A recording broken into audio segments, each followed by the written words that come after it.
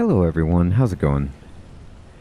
Dr. Incompetent here, and let's play some Banished, shall we? Picking up where we left off with our guide for complete beginners and our settlement here. And, you know, I do want to emphasize to all of you that you don't need to follow this blueprint exactly, or even this build order exactly. A lot of what I'm doing is just making sure we survive and showing you a reasonable path that you can take to grow. You might want to grow faster than this. You might want to arrange your settlement in a different way. You might not want to build the market this soon. All sorts of things. What I recommend doing just for your first time is just trying to figure out all of the different systems and perfect your own personal playstyle. Because even when I read online the different strategies that people have in the guides, there's many ways to play the game, and there's not agreement on the efficacy of certain buildings, and some players, for example, don't even like to build mines and quarries because they trade for everything. Other players enjoy those and rely on them, and it's up to you to just see what you want to do. It's important to understand that there is no way to, quote, win the game. There are milestones that will give you achievements when you hit them. For example, building one of every structure. But really your goal is to just thrive and survive and make a settlement that you are proud of and, overcome being banished, as it were. And to that end, there's no race. You're not trying to go and do something within a time limit. And I think that's very freeing, to know that you can just kind of go at your own pace. The main thing that you want to do is ensure that your population is growing and that you don't fall too low into a situation where you don't have enough young people. There are ways to lose, of course, like if you have a disaster or you don't have enough food and you get things set up poorly. But even in this case right now, many of our students and children have grown up, and we only have 2 very young children.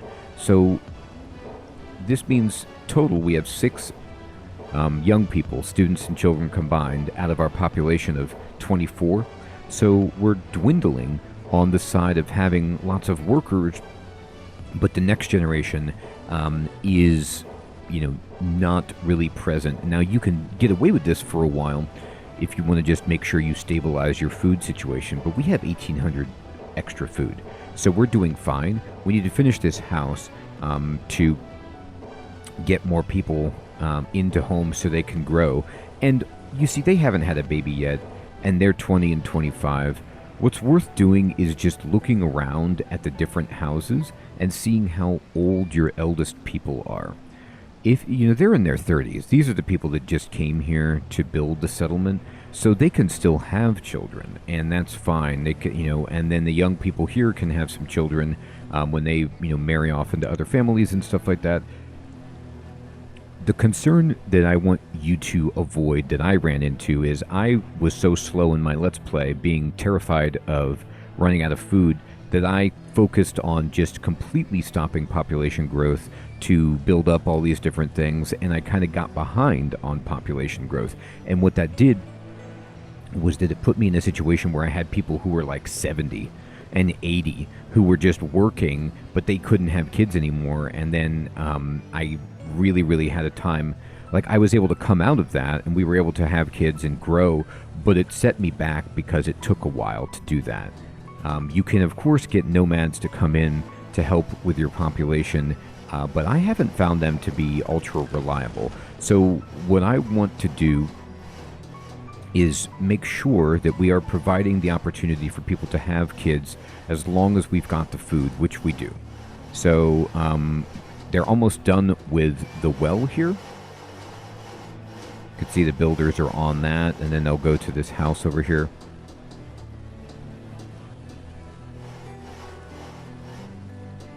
Which is exactly what we want. He is sawing a well, and he put a little roof on it, and the well is done. And that's amazing. Okay.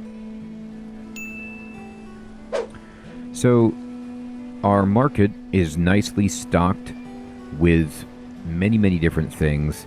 And again, the advantage of the market is central location and ease of distribution so that people can come here to get things without having to wander all over the map to different places.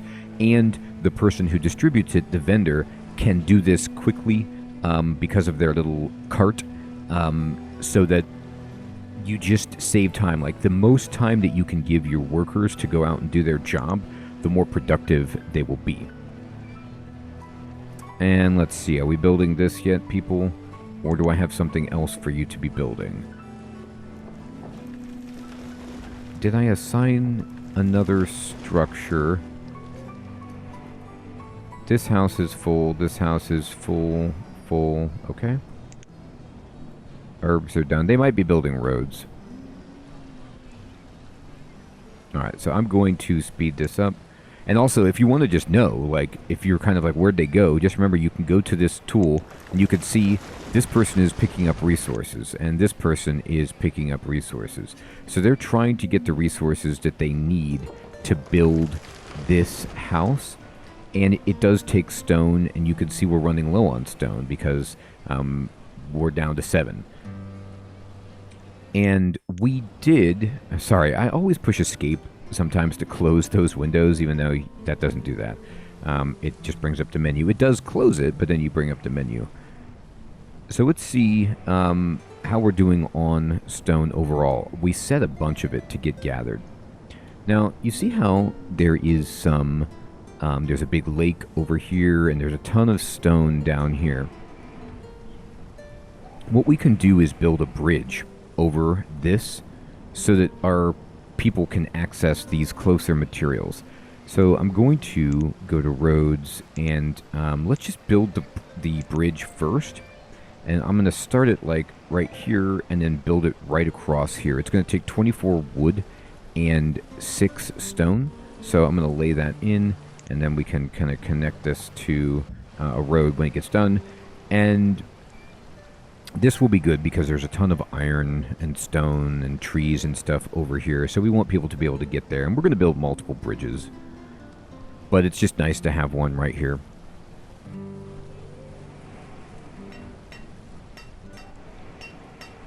Now again, so much of what you're doing, once you've set everybody to their labor, which you check in the Professions tab, is really just observing this box here in the upper left. Once we get the town hall built, we'll have a even better box to look at. But for now, just make sure, okay, we've got plenty of stored wood.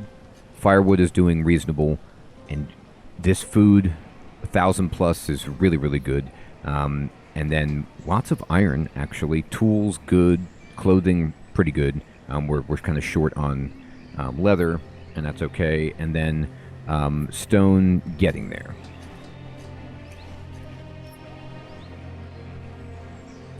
Now, another way to get leather is if you have cows.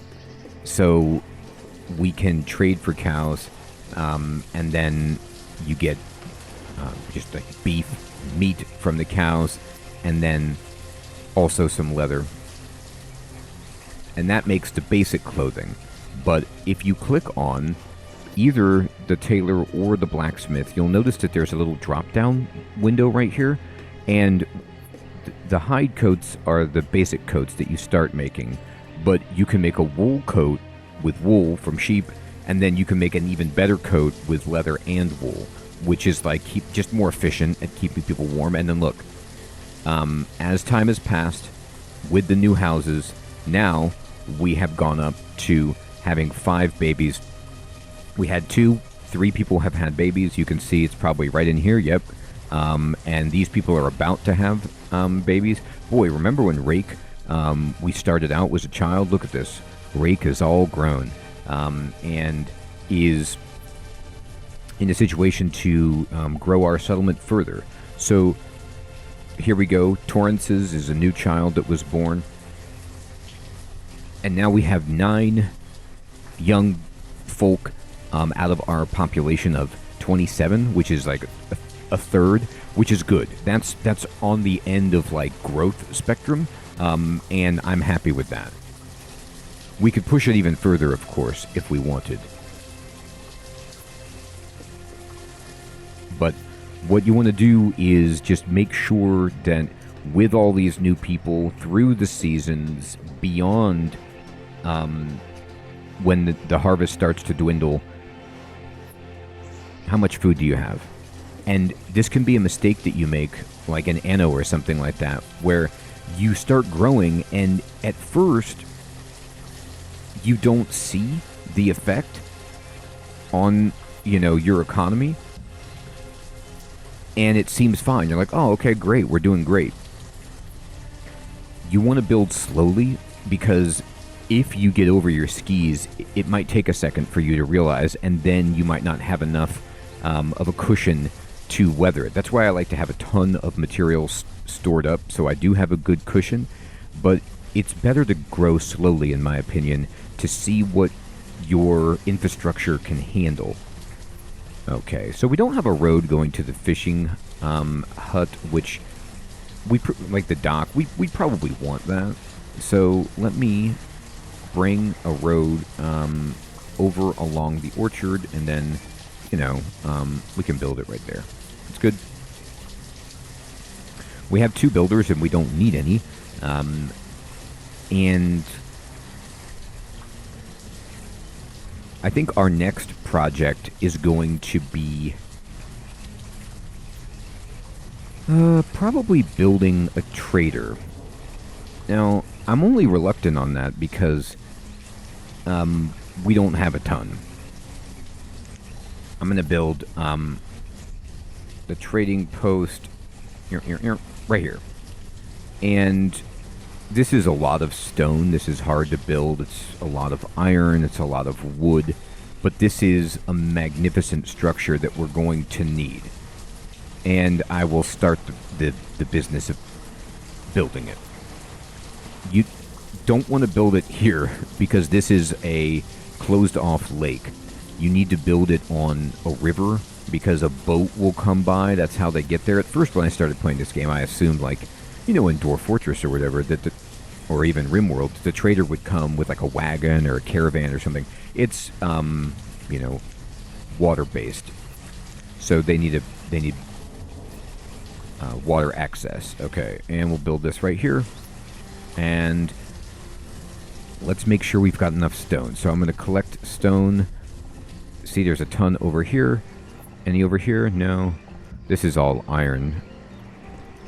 But we've got all of this stone. And then there's a bunch of stone up here. And over here. There we go. And the new bridge that we built will help them.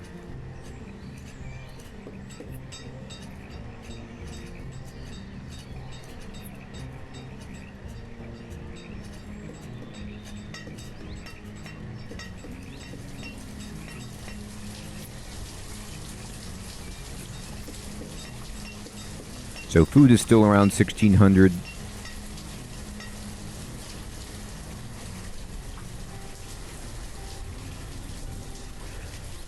And how many hunters do I have? I have 2. Okay.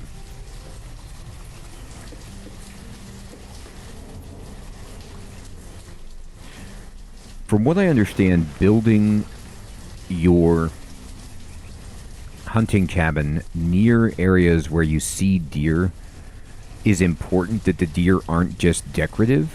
But even if you don't see deer, in my experience, they still find meat. If I were to click on my hunting cabin, you would see that, like, last year we got 16 leather, 560 venison, and then now, already halfway through the year, we're getting 6 leather and 200 venison. So that's a pretty good number. Okay, I have 3 laborers. A bunch of my students have matured, and we actually probably want to keep them as laborers, but I'll make 1 a builder for the moment, because we have a ton of resources to collect for this trading post.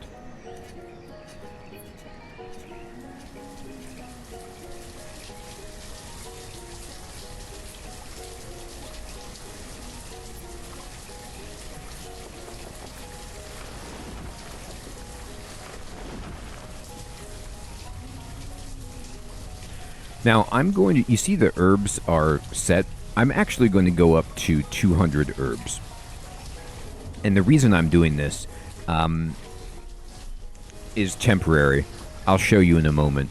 But I want to be able to, if somebody will buy herbs, they do sell reasonably well.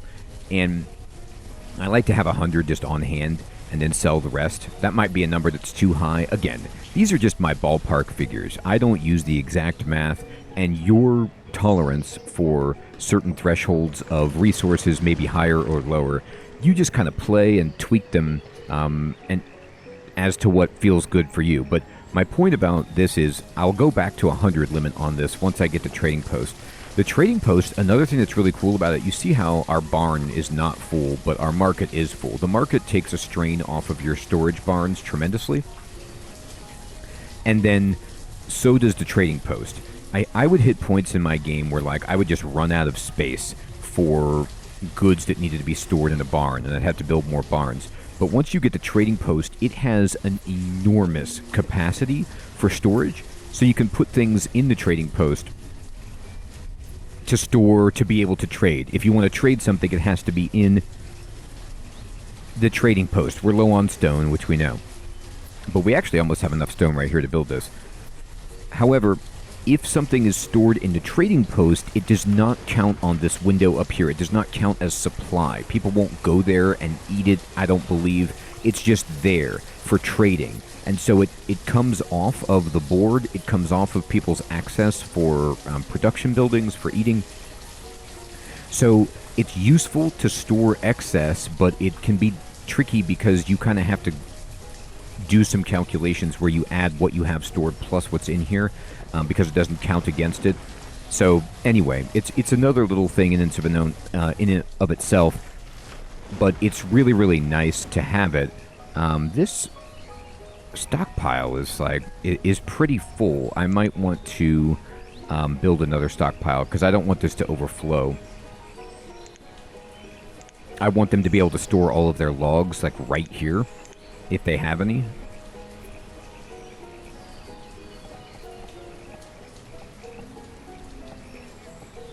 There.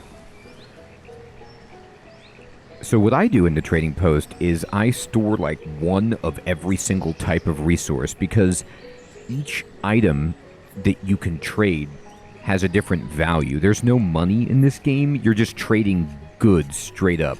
So most food like pumpkins and wheat and things like that, they're just 1 for 1. So, you know, you trade 100 pumpkins and you get 100 value. Whereas firewood is like worth 4, I believe. I think herbs are worth 4 too. But to know what everything is worth, you want to put at least 1 into the trading post so when somebody comes, you can see what they want to buy from what you have because each trader is different on what they want to purchase from you. And then you can see what the value is. And the boat will park long enough for you to then be able to shuttle the goods that you want to trade in there with your traders. At least I have found it to be plenty of time to do that. So we'll talk about that more once we actually have it, but it's a point I want to make about how you have extra storage in the trading post to relieve your barns, and then the market does the same thing. So it just really, you know, if you find yourself building a lot of barns, make sure you have a market and a trading post as well. Okay, so firewood full, tools full, excellent. And we're at 28 people. That's good. I don't think at the moment I want another house. It's going to be soon, though.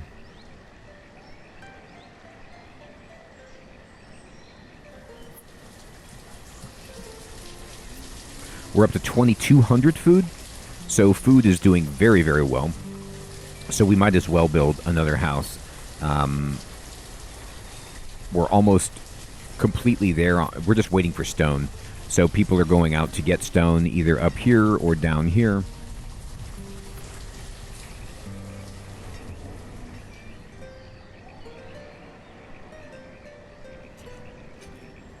You can upgrade, like I said, your houses to stone. You can also upgrade your roads to stone, and it makes people move even faster. However, as you can see, we aren't exactly in a situation where we're replete with stone. It's, and the stone situation, like once we build the town hall, the hospital, and the chapel and the cemetery are crushers on stone. So we're going to need a lot for that. As, is the trading post. It's just the big stuff needs a lot. So I don't prioritize upgrading, my roads or even my houses until I've built all of those things, because I know they're going to just take so much stone. Now, speaking of stone, look at this. It's a wonderland of stone.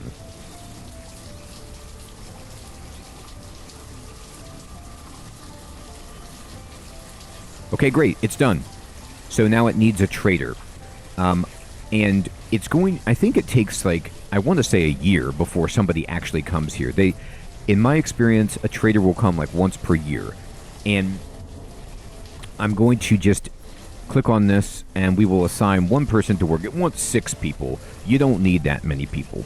So when you get to Trading Post built, you're going to see this window for the Trading Post. This represents everything that you have. And it does not show everything that's possible in the game. It's just everything that you can possibly put in here. I recommend, the arrow goes 20. I'm going to manually put in 1 of each thing,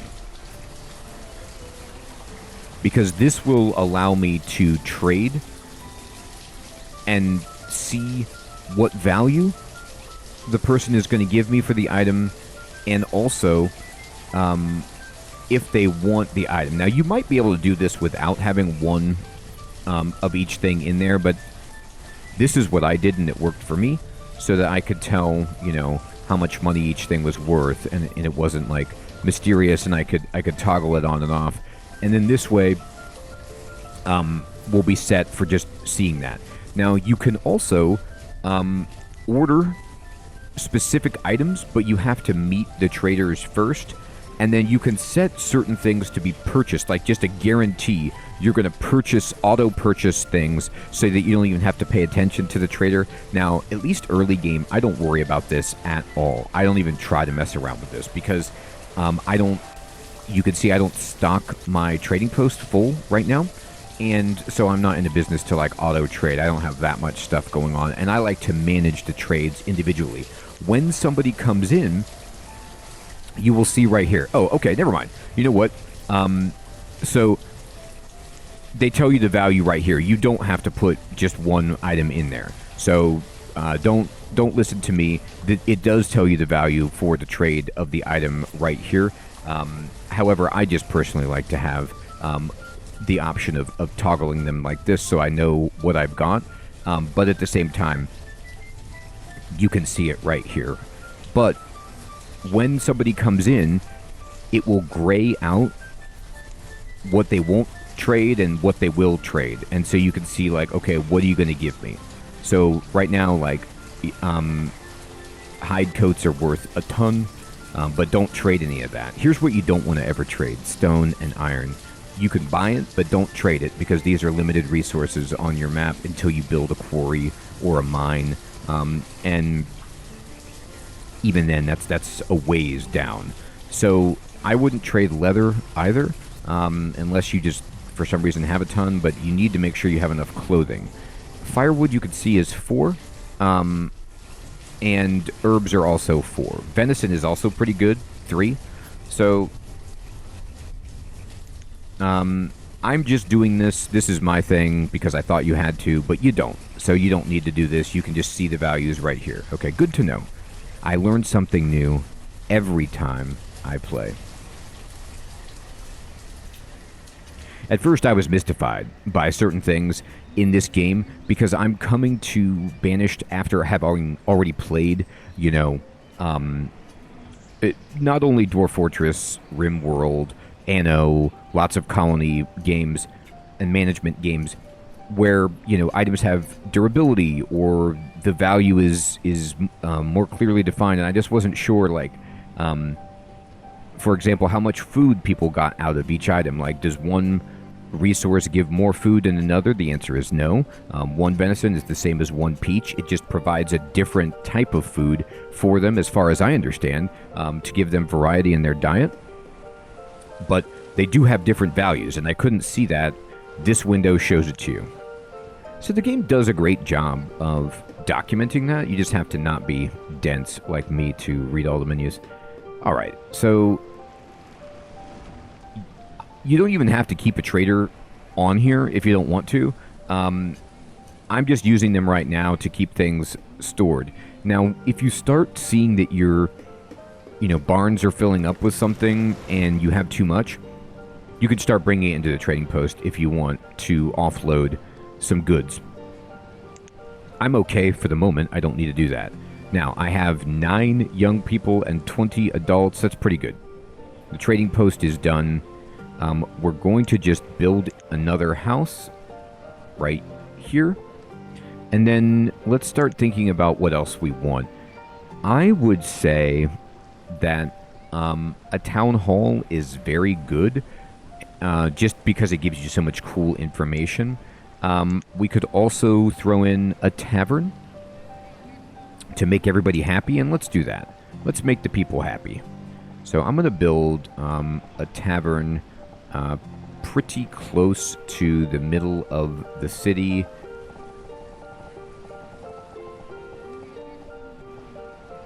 And I think this is good. Actually, let me make sure I have enough room for a house. I'm going to build a house right. I like having houses like here and then here. Okay, great. And then I'm going to pause these houses for now. I'm just putting in their footprint. And then I'm going to drag the road over like this, and then we can start to build a tavern there. Excellent.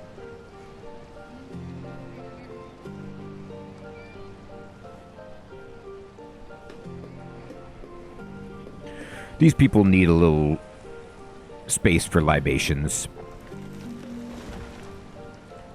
Stone is low, which, not a surprise. And we can start going for more. As you can see, there's a bunch of stone down here. Another thing that we can do... Let me look up here. Yeah, all of this stone is still marked. They should be able to get to this by going over here. I think they can walk through this. We could also build a bridge to this side. There's a bunch of stone. If you build a bridge across the river where the trader comes, they can get under it. It's provides access. It does not impede them.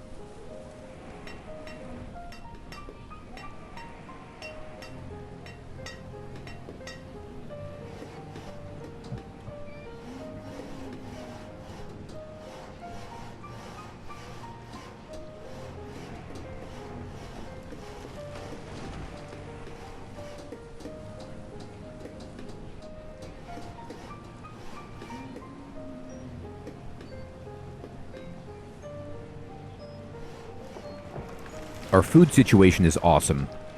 You're going to notice that I'm a player that I got scared away by people telling me about starving, so I really get a lot of food. You might not store this much up, or you might grow faster so that this isn't an issue, but this is just where I'm at. The tavern's cool because it doesn't take a ton of stones. This is pretty easy for us to build.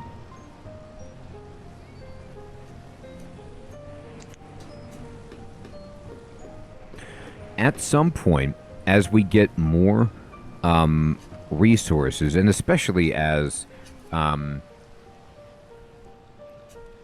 these fill up, I'm going to probably want to build another one of these nodes, maybe down here or something, so that we can have another hunter-gatherer forester.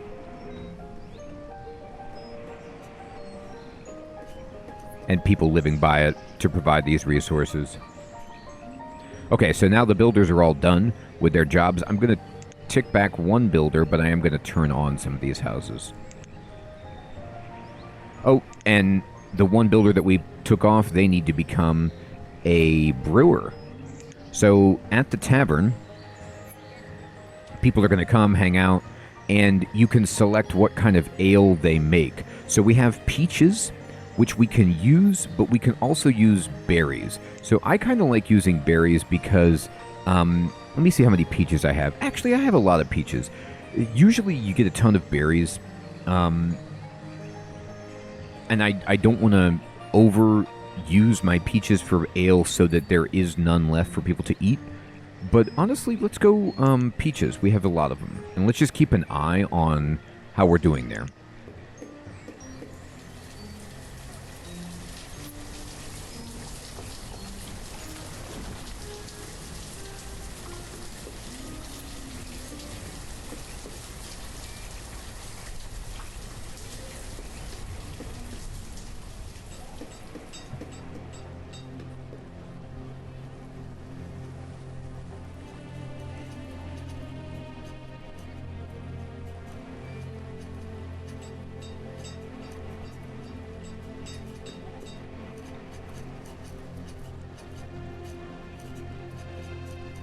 All right, so this is 35% complete, and they're just getting the stone that they need. We have 5 very young people, 4 students. We're at 2,400 food. Great on iron, tools, clothing is doing well. Plenty of firewood. We might need a little bit more actual wood. I might need to start chopping down some trees down here or over here. In fact, let me just assign that job to ensure that we gather some of this stuff so that we don't run low there. But we're doing great. We're at 29 pop, and we've built a trading post, so a trader should come in at some point. We have a brewery online, and you see that they've brought the peaches in. They're going to start making ale for everyone, alcohol, and our market is thriving, and our settlement is bustling. So everyone, I want to say thank you so much for watching. I hope you're still finding this series to be useful and fun, and I will check you in the next episode. Take care.